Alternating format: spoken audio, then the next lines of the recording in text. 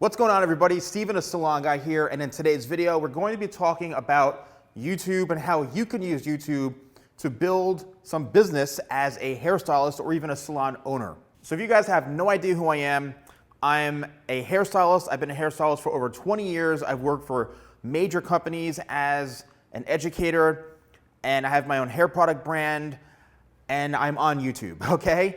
I have over 640,000 subscribers on YouTube, over 110 million views, and I was probably one of the first hairstylists about 10 years ago to put out content on YouTube as me, as my own brand. So I'm kind of an OG when it comes to YouTube.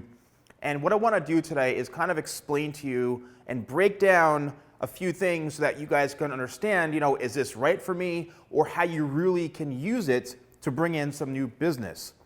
When you think about YouTube, YouTube is really a search engine. YouTube is owned by Google. So when you are looking for something, what do? You go onto Google, type it in, and then all these search queries come up, all the results. It's the same thing on YouTube. People are going on YouTube either looking for entertainment type content or informational content. How does this become valuable to you as a professional in the beauty industry? Whether you're a stylist, a barber, a salon owner, whatever it is, there's a few things you need to understand. I'm just going to give you some just straight up context and some facts about what happens with me as a stylist and what YouTube has done for me. I don't ever promote the fact that I take clients, right? I have my own private clientele. I have a very unique situation with what I'm doing right now, and that I've been doing is I'm seeing less and less clients, focusing on more aspects of my business. But I literally have on my website, I am not taking new clients, and I get at least 12 people a week requesting that I cut their hair, coming from all over the place. I've had people flying in from other countries. I've had people stay overnight in hotels to come see me. I've had groups of women, 4 or 5 women come down as a road trip to do haircuts with me, and I charge $150 for women and $75 for men. And I'm literally telling people I'm not taking new clients, and they still want a haircut from the bald guy, all right? So I just want to put that into context and perspective for you guys of how powerful YouTube is. Now, again, I've been on YouTube for over 10 years now. I have over 1,500 videos. So that means that when people are going onto Google or YouTube and they're searching in certain types of haircuts, like medium length layers, or how to cut bangs, or how to cut layers, or how to get the right haircut, whatever it is, a lot of my videos are showing up. What does that mean for you? So I've spent all this time building up my library, and people watch my videos and they go, I need him to cut my hair, because I'm doing education. I'm very thorough in my videos. The haircuts come out pretty good. I have a, pretty decent personality, kind of a bad sense of humor at times. But I think people like me, they resonate with me, and they watch me cut hair. It's like watching a chef, or watching somebody cook something, and you're like, I need to eat that dish. It's the same thing on the internet.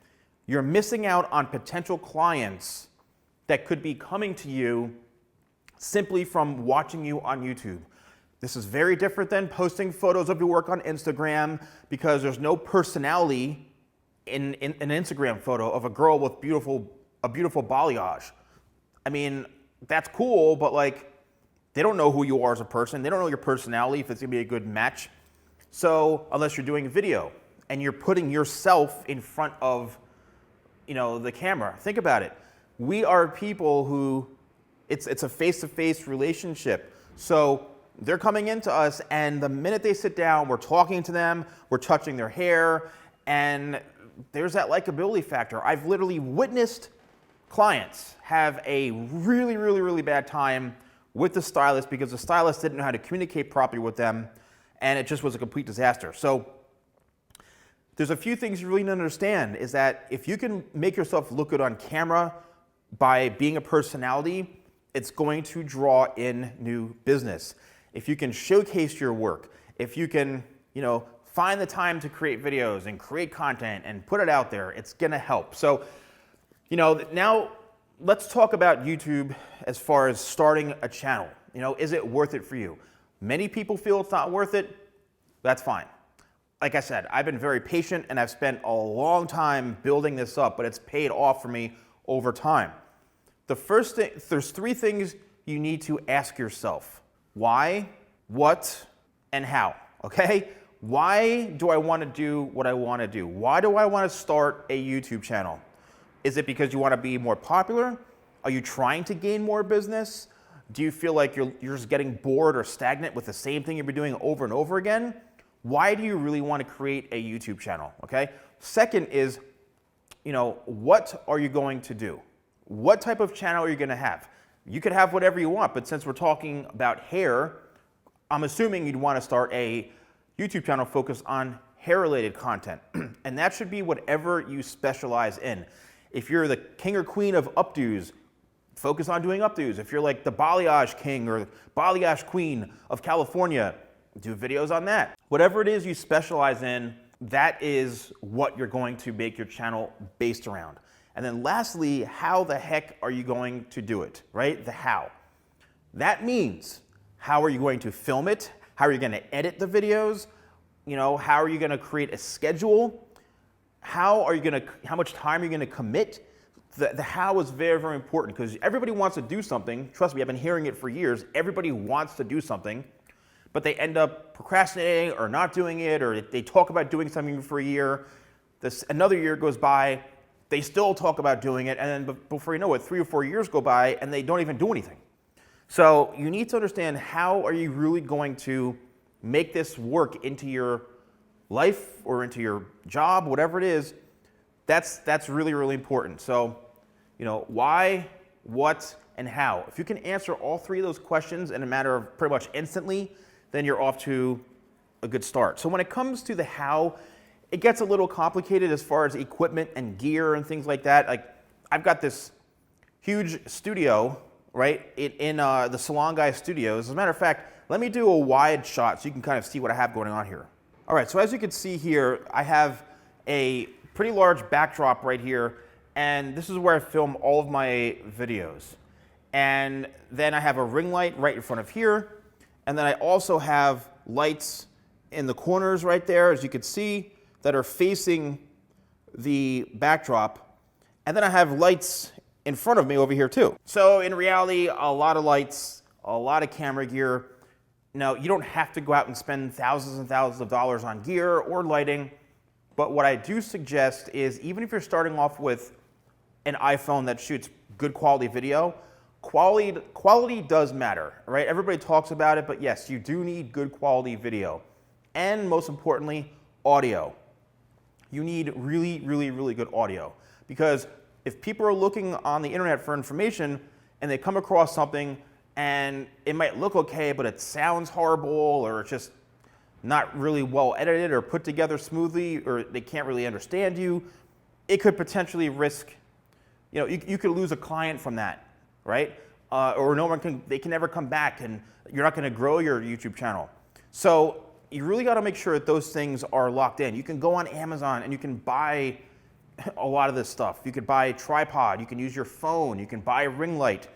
You can invest $400 to $500, right, into camera gear, lighting gear, which most of you probably have, but if you don't, maybe start saving up for it and invest in that stuff. Also, a computer.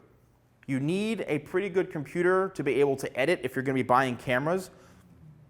A really cool free tool is iMovie. I'm telling you, you can film your videos on your iPhone, go right over to iMovie.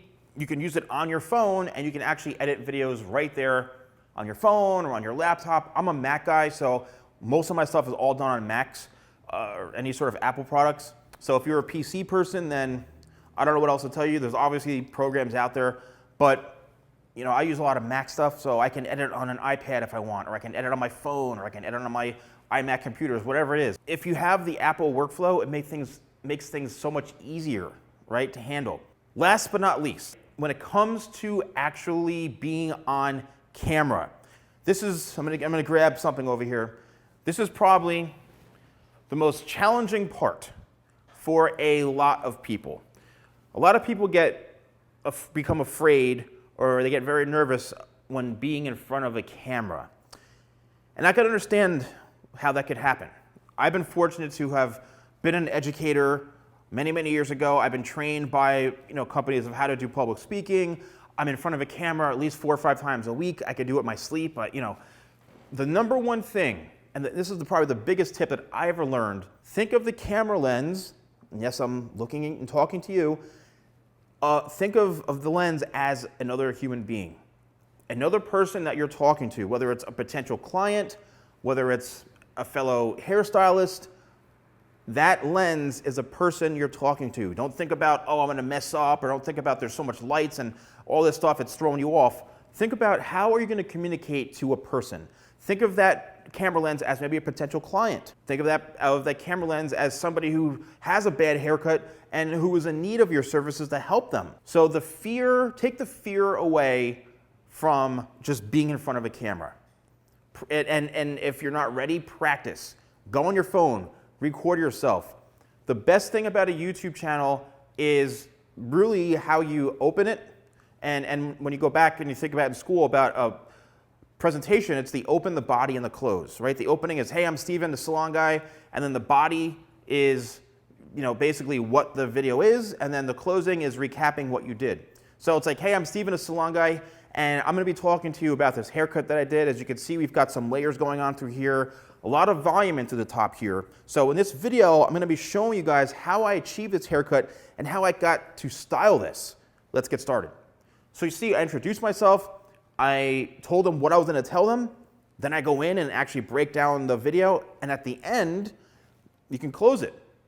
And it's just like closing a service at a salon with a client. All right, everyone, here we have the finished result, and as you can see through here, the hair has more of a textured type layer. The hair is probably about, I'd say, 4 to 5 inches in length throughout the top here, but the key is making sure that the layers are all balanced throughout the haircut. It's gonna grow out really, really well. It's very easy for you to style, and this will probably last you about a month to 2 months as far as when the hair grows out. So you're good to go, and you're gonna be looking fresh for the next couple of months. So I'll see you next time. And that's basically it. Like, you're basically telling them, what you did, and you're closing out. It's the same thing. It's the same thing. So take away the fear of being in front of a camera. Just do it. As long as you have the lighting down right, as long as you have, decent audio, as long as you have a pretty good camera, there's not a lot of stuff going on in the background, do what you have to do. But the work has to be there. Right? The work needs to be there. Like, a lot of my haircuts, I do pretty okay haircuts, and I think that's why people want to come into me. So before you do anything, make sure you are an expert or a specialist in what you're trying to do. Well, I hope you enjoyed this video. If you have any questions, please, let's interact. You can follow me on Instagram, The Salon Guy, or my YouTube channel, The Salon Guy, and I appreciate all the support. So thank you guys so much for watching, and I'll see you next time for more videos with The Salon Guy.